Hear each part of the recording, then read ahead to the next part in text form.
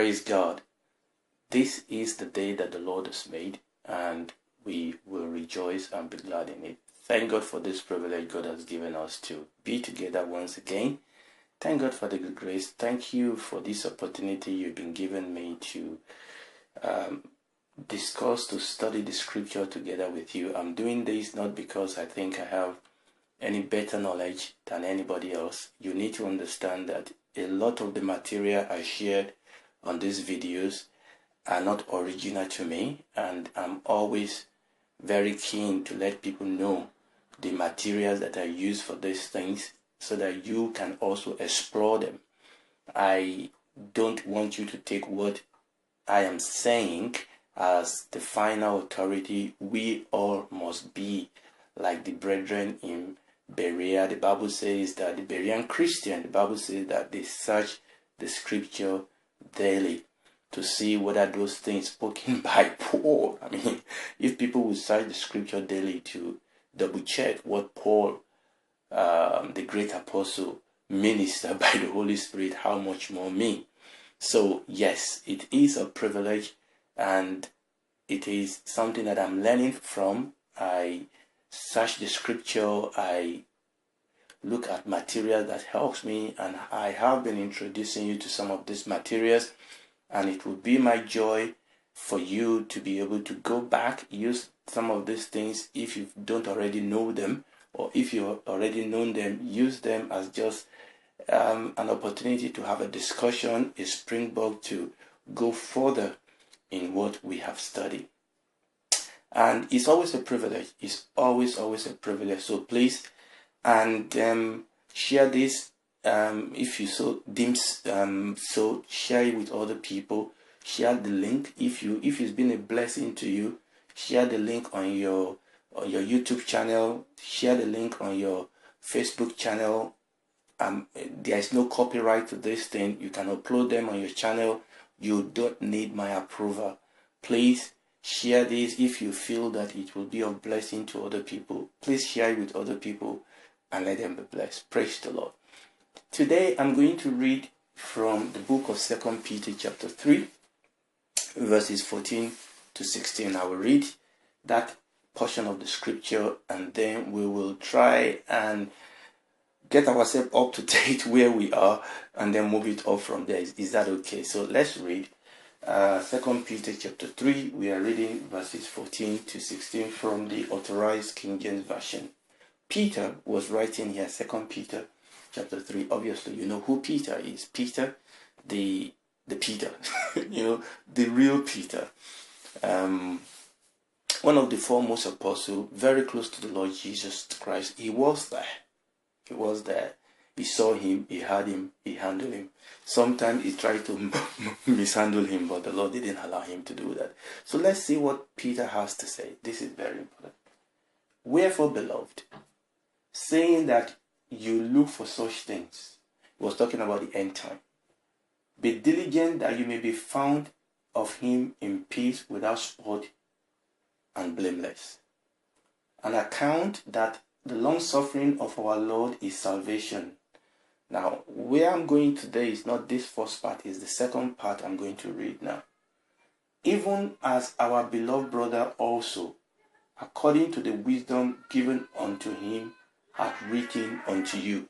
So Peter started talking about Paul, and he was talking about this wisdom, this revelation that was given to Paul, and that Paul wrote down. Okay, I'll read that again. Even as our beloved brother Paul also, according to the wisdom given unto him, has written unto you. So Peter was going to talk about the epistles, the writings of Paul that Paul have sent to the churches. Okay, so also in all his epistles. Now listen, speaking in them of these things, which things that Peter was already talking about, the issue about salvation, the issue about the end time and things like that. He said, verse 16, as also in all his epistles, speaking in them of these things, in which are some things hard to be understood. Now, Peter, talking about the revelation given to Paul, said in the things that Paul has written, in the epistles of Paul, in the revelation that God gave to Paul, there are some things, not everything. In other words, by implication, there are some things that were a lot easier to understand in the revelation that God gave to Paul. But Peter acknowledged that in the writing of Paul, there are some things that are hard to understand. Now, they are not impossible. Now, it's absolutely right for us to acknowledge that when we come to the scripture, when we come to interpreting the scripture, particularly interpreting the prophetic writing of the Bible, but also generally talking about the Bible, we need to acknowledge at the beginning that there are some things in the scripture that are hard to understand. That are hard to understand, difficult to understand. That, in other words, that needs a little bit of attention, a little bit of more attention, a little bit of more digging, a little bit of more studying, a little bit of more comparing scripture with scripture, a little bit of more staying in the presence of God until He reveals the truth unto us.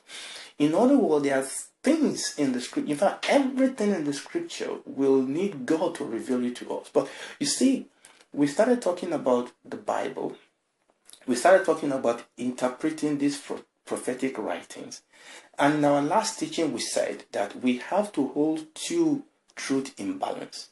The first thing, and very foundational, very fundamental, is that the Bible is a book. Just like every other book. And because the Bible is a book, it is guided by the same principle of interpretation that guide every other literal books. And we started talking about that the last time. So when you read the Bible as a book, you follow the same literal principles of interpretation. When you read prophecy, you read them in their normal, grammatical, cultural, historical, and literal sense.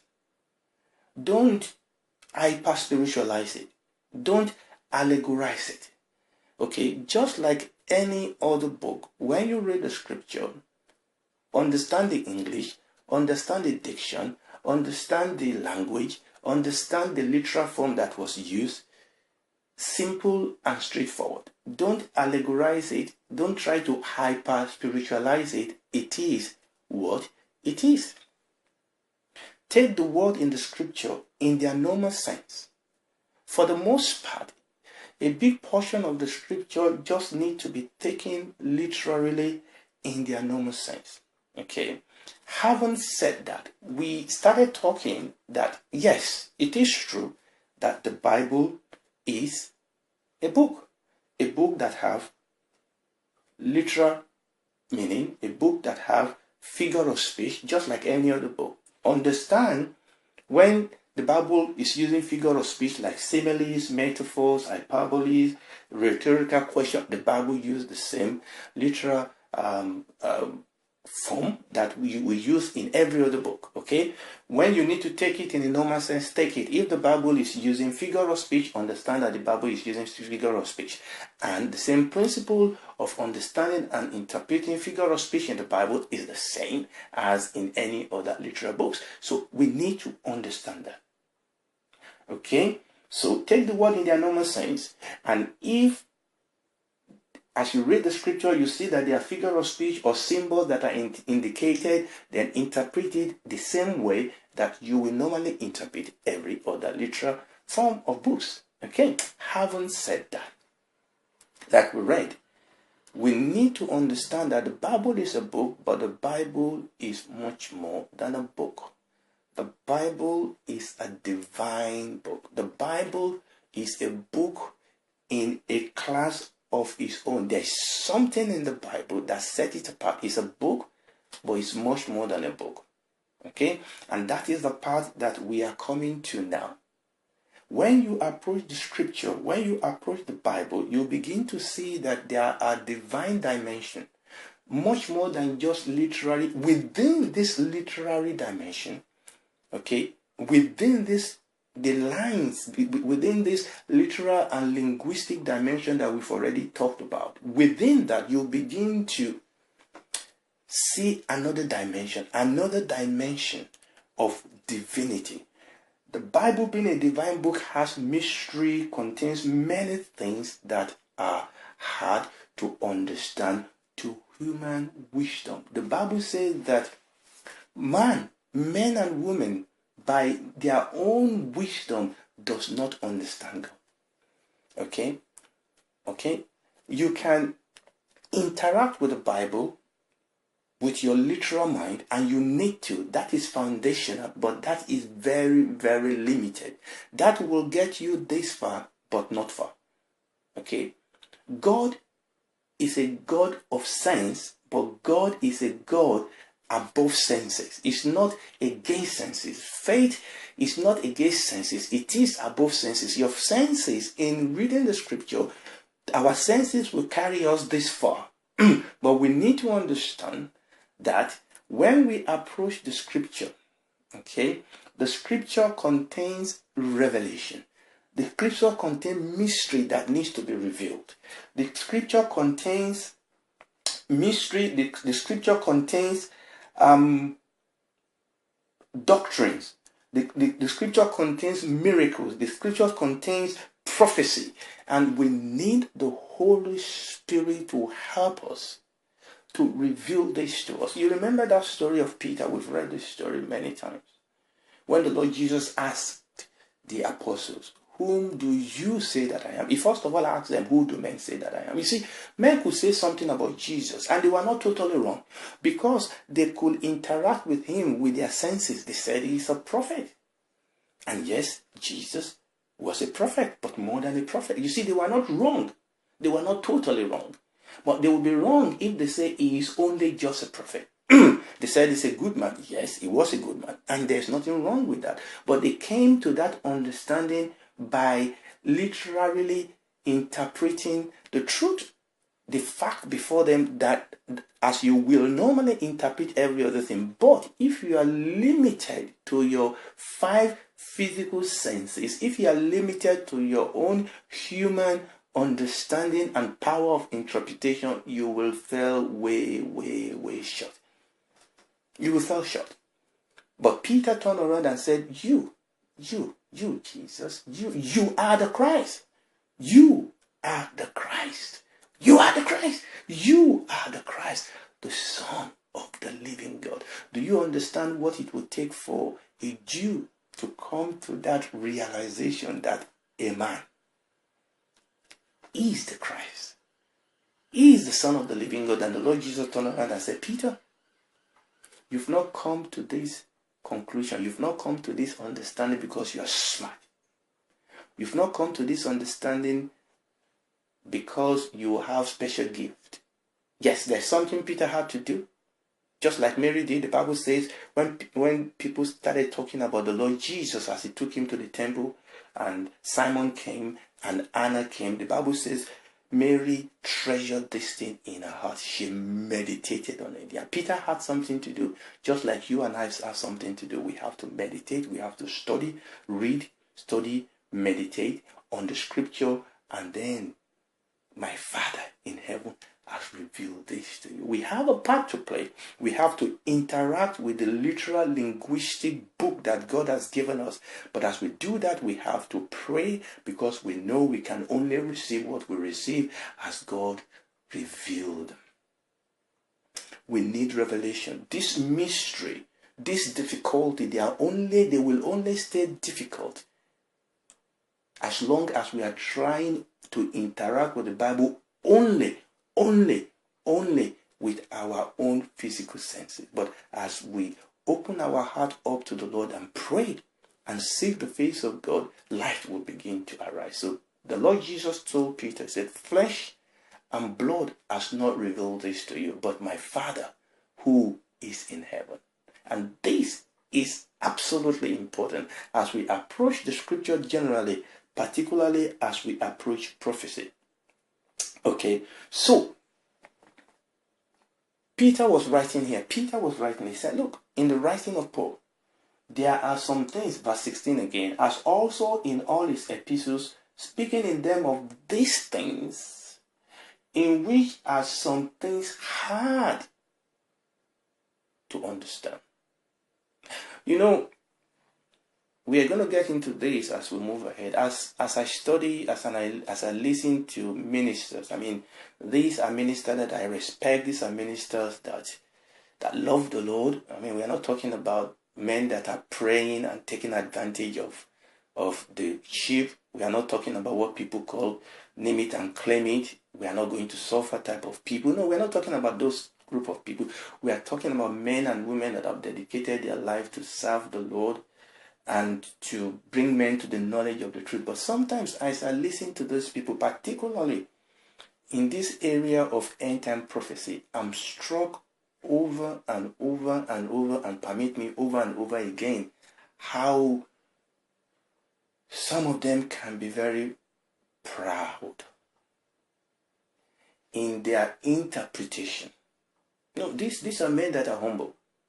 But in their interpretation of the end time, I think we need a big dose of humility. A big dose of humility. Now, one of the things I've decided by the grace of God in doing this clip is that I'm not going to name anybody. Okay? And there's nothing wrong if God leads you to name people, but I feel that that's not what I'm going to do in this clip. Maybe I can name you in order to. No. Come on. Right. We need some dose of humility. And even Paul had some dose of humility. He said, he was writing to the Corinthians, saying, in this case, I have nothing from the Lord, but this is my opinion. Yes, and I believe I have the Holy Spirit, but this is my opinion. Peter admits here that there are some things that Paul wrote that were difficult to understand. Difficult to understand. Okay? And I really want to believe that we will all be humble to say, you know what? Some things are difficult. I'm always suspicious when somebody writes a book and say, this is finally, we finally got it. Okay? That everybody else is wrong. Now this is the final truth. And people say things like, there is no biblical evidence for what other people are saying, but there is every biblical evidence for what I'm saying. Maybe. But let's be a little bit humble. That there are some area of the scripture, particularly when we begin to talk about the area of prophecy. Now let me read. Let me read a place for us. 1 Corinthians chapter 13.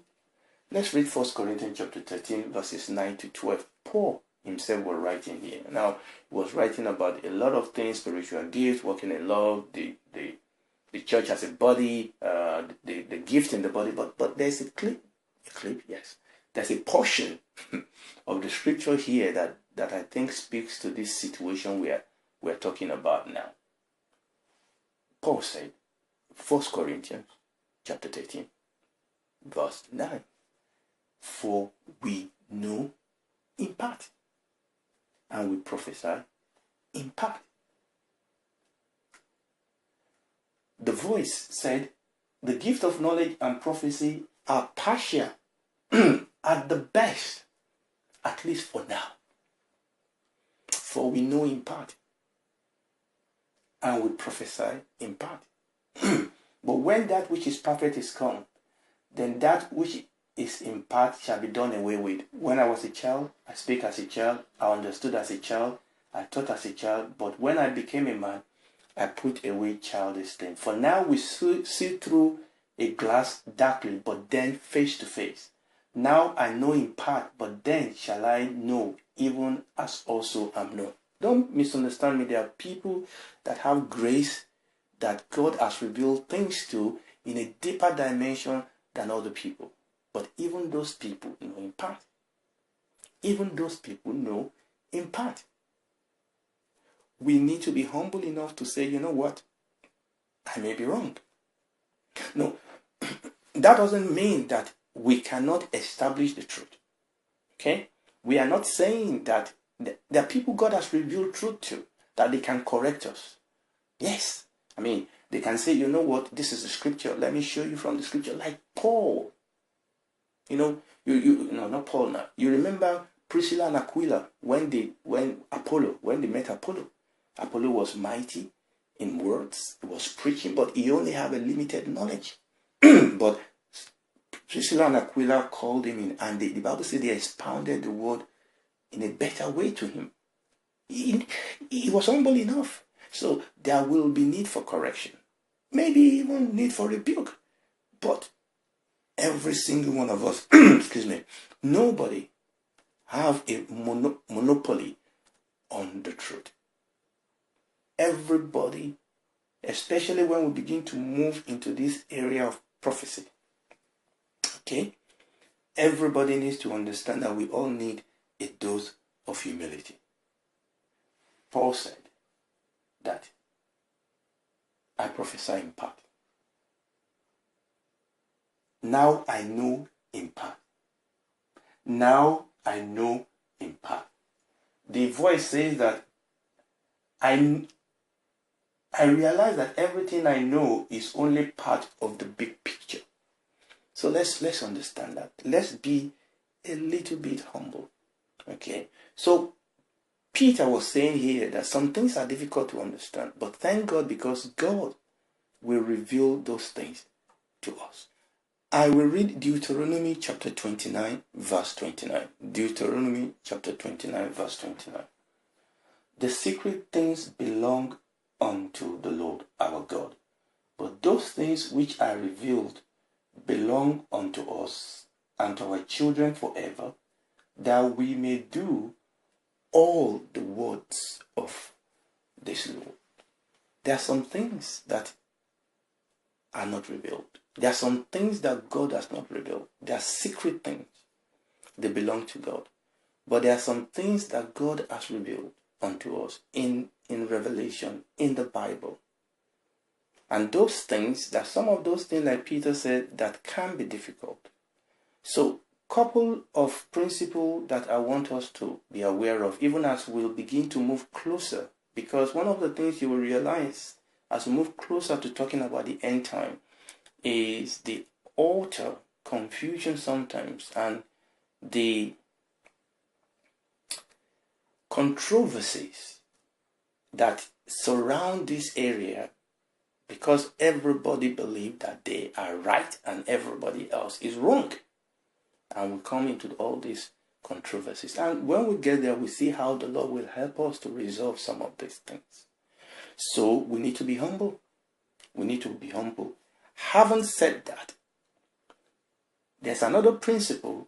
We must not allow what we don't know to rob us from what we know. Okay? If the Lord has honestly revealed truth to us from the scripture, then we must not allow what we don't know to rob us from what we know. There are things that God has revealed, and once God has revealed it to us, we thank God for it. We may not know everything, but we do know something. And what God has revealed to us, the Bible says He has revealed to us so that we may do all the word of this law. God has revealed those things to us so that we can live by them, so that through them we can do warfare. You know, there are people that are always much more interested in what they don't have. But what about what you have? Oh, I don't have this. What do you have? You remember that wife of the son of the prophet, that the man of God said, what do you have? She said, I have nothing. But you have something. If walk with whatever God has already revealed to us and to you, and God will reveal more to you. So don't let what you don't know rob you from what you know. Don't be so much preoccupied with what has not been revealed. Be occupied with what has been revealed. Another principle, understand. Please understand that what God has revealed, God will hold us responsible. You know, there are some people that say, you know, this area of prophecy is also confusing and controversial. I don't want to get involved with it. No, that's a mistake. If God has revealed it, it is important, And what God has revealed, He will hold us responsible. Because everything God has revealed, He has revealed them because they are necessary for us to live a life of godliness. Every revelation from the Word of God are necessary for us to be able to live a successful, prophetic, righteous, godly life on earth. So we are responsible for what God has revealed. Okay, so I'm going to stop here. I was hoping to move this a little bit further than what I've done, but this is fine. So what we've seen here is, in approaching the scripture, we're beginning to see that much more than a book, the Bible is a divine book. And because the Bible is a divine book, there are some things that can be hard to understand. But we are going to go forward and look at some principles that can help us to be able to approach this divinity, this area of the scripture that needs revelation, and see how God will help us. Thank you once again for joining me. It's always a pleasure to have your company. Please pray with us, pray with me. Study this thing more, share with other people, because the Lord comes. The time is short. God bless you, and see you next time. Bye.